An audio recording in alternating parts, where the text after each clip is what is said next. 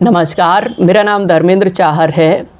हमारे देश की न्यायपालिका में जब हम स्पीडी ट्रायल, शीघ्र विचारण या त्वरित सुनवाई की जब हम बात करते हैं तो अक्सर ये कहा जाता है हमारी समाज में, justice delay is justice deny, यानी कि न्याय में देरी न्याय से वंचित करती है। हमारे देश के संविधान ने अंडर आर्टिकल 21A के तहत हर एक नागरिक को right to speedy trial in criminal cases में गारंटी मुहैया करवाई गई है। बहरहाल मौजूदा न्यायपालिका में नंबर ऑफ पेंडिंग केसेस पर अगर हम नज़र डालेंगे तो तकरीबन 4.5 करोड़ केसेस हमारे देश भारत की न्यायपालिका में पेंडिंग हैं। ऑनरेबल सुप्रीम कोर्ट में ही लगभग 58,700 केसेस पेंडिंग है। 25 हाईकोर्ट बेंचेस में ऑनरेबल हाई कोर्ट में लगभग 44 लाख केसेस पेंडिंग है। डिस्ट्रिक्ट कोर्ट में लगभग 3.2 करोड़ केसेस पेंडिंग है। एक बार honourable high court of Andhra Pradesh के ऑनरेबल जज UV राव जी ने कहा था कि जिस गति के साथ हम केसेस को हल कर रहे हैं, आने वाले 320 सालों में ये केसेस हल हो पाएंगे। इस बात से हम अनुमान लगा सकते हैं कि जिस गति के साथ हम नंबर ऑफ केसेस को डिस्पोज कर रहे हैं, नंबर ऑफ केसेस के जजमेंट या डिक्री आती हैं, वो कहीं ना कहीं कई वर्ष लगेंगे उन लंबित मामलों को हल करने में। बहरहाल हमारे देश की न्यायपालिका में 150 से अधिक केसेस ऐसे हैं जो 60 साल से विचाराधीन है। हमारे देश की न्यायपालिका में 66,000 केसेस ऐसे हैं जो 30 साल से विचाराधीन है या 30 साल से अधिक समय बीतने के बावजूद आज मौजूद तकरीबन न्यायालय में वो पेंडिंग पड़े हुए हैं। और 60 लाख ऐसे केसेस हैं जो 5 साल, 10 साल या 15 साल से न्यायालय में विचाराधीन है, पेंडिंग पड़े हुए हैं।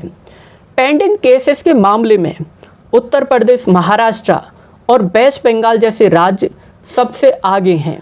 हमारे देश की न्यायपालिका में स्पीडी ट्रायल न होने का कारण कई हो सकते हैं, जिसमें सबसे प्रमुख कारण है ऑल इंडिया जुडिशल सर्विस का न होना। ऑनरेबल हाई कोर्ट और डिस्ट्रिक्ट कोर्ट में पर्याप्त संख्या में जजेस का न होना, जिसमें यह दर्शाता है कि मौजूदा आज लगभग 35% जजेस की वैकेंसीज हमारे देश भारत में खाली पड़ी हुई हैं। दूसरी ओर जब 272 लॉ कमीशन की रिपोर्ट पब्लिश हुई थी तो उसमें स्पष्ट कहा गया था कि जिन ट्राइब्यूनल्स का निर्माण केसेस को डिस्पोजल करने के लिए किया गया था, जिसमें चाहे एडमिनिस्ट्रेटिव ट्राइब्यूनल्स हों, इनकम टैक्स ट्राइब्यूनल्स हों या डेट रिकवरी ट्राइब्यूनल्स हों, ये ट्राइब्यूनल्स अपना काम ठीक से नहीं कर रही हैं, जिसके कारण वर्क ऑन द जुडिशरी बढ़ता ही जा रहा है।